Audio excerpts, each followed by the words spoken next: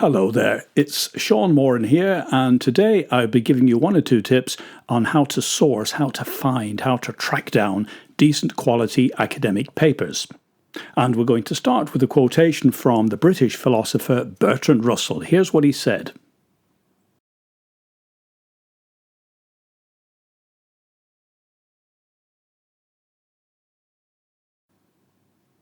Now, I don't know if you think the same as me, but we could maybe apply that to a certain person.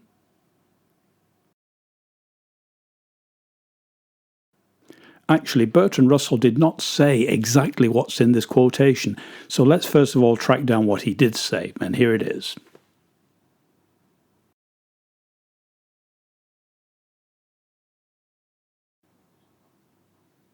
Of course, as so often, Shakespeare got there first, William Shakespeare, and he expressed it so much better, I think.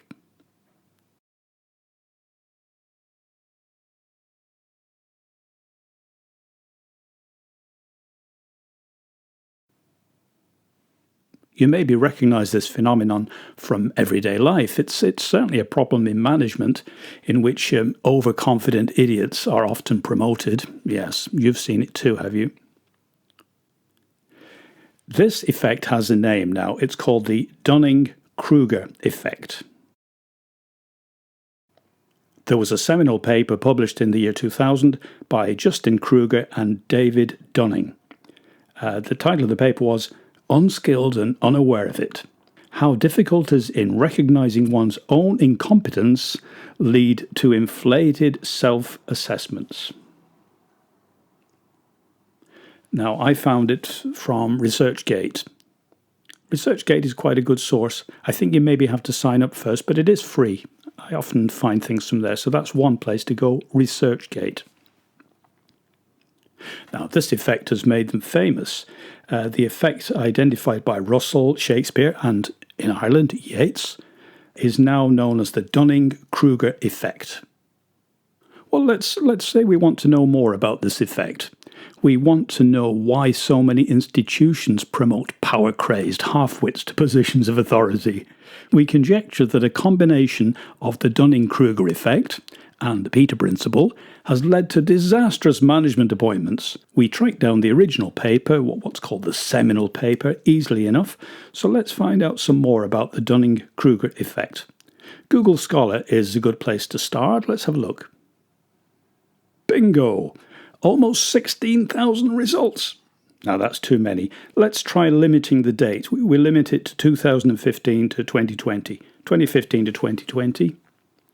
Now we have a slightly more manageable 3,000 results. You can see that I've selected sort by date. So the first paper is very recent. Now this one looks interesting. Look at the quotation there. The authors have wondered if males tend to overestimate their efficacy. Mon Dieu, how can this be? Surely not. And what about this one? Unfortunately, we can't access this paper from Scholar. No PDF is mentioned on the right-hand side, so that means there's no access straight from Google Scholar. But if we click through, it takes us to our institutional login. So here we go, login, sign in. Eventually I got the paper from ResearchGate. Let's try ordinary Google, see how far that gets us. Well, if we put in Dunning-Kruger and education, we find this Royal Society of Chemistry paper. Now, although we use Google to get there, which isn't on the face of it a very credible way of finding things, we actually found a decent paper here. The Royal Society of Chemistry is a highly credible organisation. Let's look too at the Z Library. If we go into the Z Library and look for Dunning-Kruger, we can see that there are books that we can then use. So there we are. There are various places we can try. We can go into Google Scholar, we can go through our own institutional library, we can use ordinary Google, we can use Z Library, and finally we can use ResearchGate. I hope that you enjoy the chase and the thrill of tracking down a suitable paper. Of course, if none of the techniques that I've shown you work and you still can't get hold of the paper, don't pay for it. No, no, no. When it starts asking for $20 or $30, no, don't go there. Just merely contact the author, say something nice, and they will probably send you a copy of the paper for nothing. So just before we finish, let's look at a couple of ways in which you can make your searching more efficient. There are ways that will produce fewer results, which is what we want. We don't want 15,000 results. We want a few dozen, and then we can look at the abstracts for all of those and see which ones are worth reading in detail. So how do we do this? How do we limit things? Well, the first way is to limit the date. Usually it's not worth looking at papers more than about 20 years old. So you could limit the date to the past 20 years. Now, there are exceptions. Sometimes you want to get hold of the seminal paper.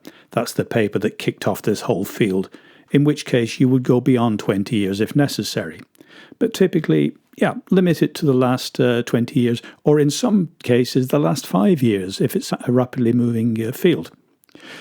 Another thing you can do is to use what are called Boolean operators. Sounds very grand, but it means putting in the word and.